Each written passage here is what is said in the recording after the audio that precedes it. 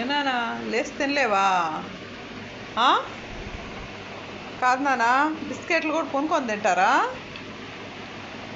ఏం లేచి తింటే ఏమవుతుంది నీక?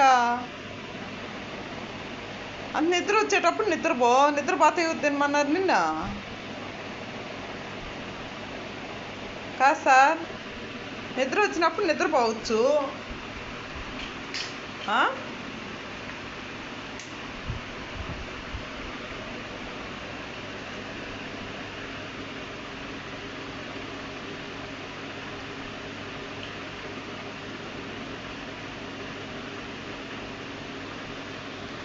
Hello Arjun sir,